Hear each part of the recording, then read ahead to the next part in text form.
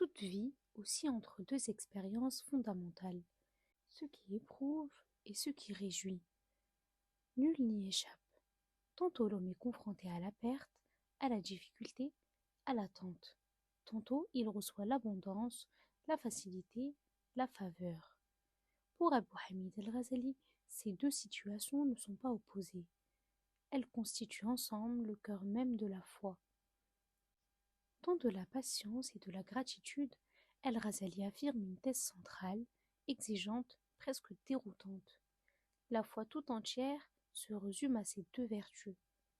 La patience face à ce qui contrarie, la gratitude face à ce qui est accordé. Celui qui néglige l'une ou l'autre ne comprend qu'une moitié de la vie spirituelle. La patience, explique al-Ghazali, n'est ni une résignation passive, ni une simple endurance psychologique. Elle est une force intérieure, active, qui permet à l'élan religieux de résister à l'élan passionnel. L'homme n'est pas patient par nature. Il est traversé de désir, de colère, d'impatience. La patience apparaît précisément là où l'âme choisit de ne pas céder, de ne pas réagir immédiatement, de ne pas se soumettre à ce qui l'entraîne loin de Dieu. Al-Ghazali montre que la patience est au fondement même de toute élévation spirituelle. Sans elle, aucune obéissance durable n'est possible. La prière exige de la patience. L'abandon d'un péché exige de la patience. La persévérance dans le bien exige de la patience.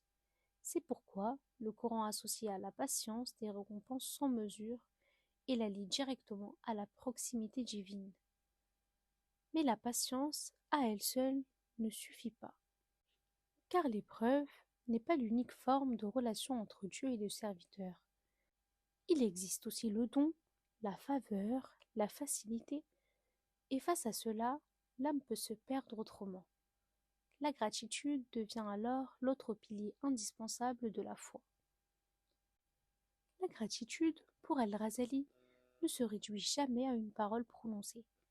Elle est une reconnaissance active. Être reconnaissant, ce n'est pas seulement dire merci.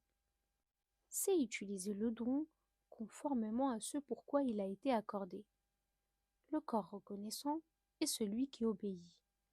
La richesse reconnaissante est celle qui circule. Le savoir reconnaissant est celui qui éclaire sans dominer.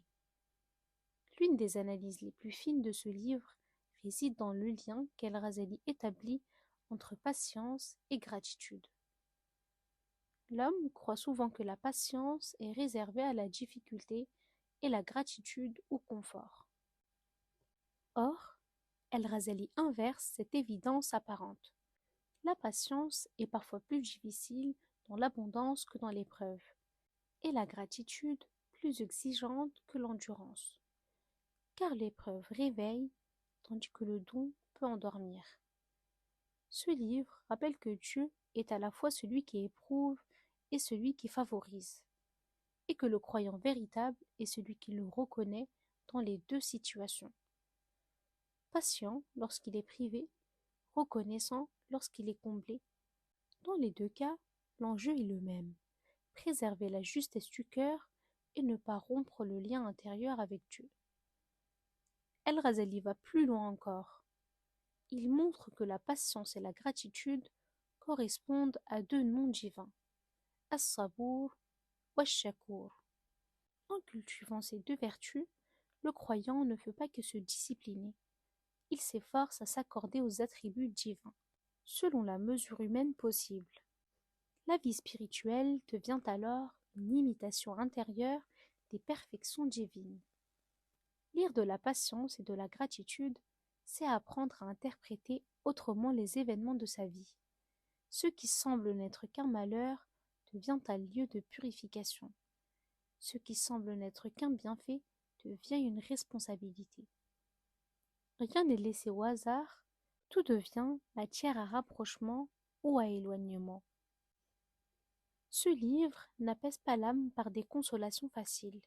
Il l'éduque, il l'oriente, il lui apprend que la stabilité intérieure ne dépend pas de ce qui arrive, mais de la manière dont on y répond.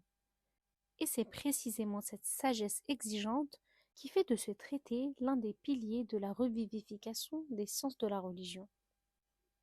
Car selon El-Razali, celui qui réunit la patience et la gratitude a compris le sens profond de la foi.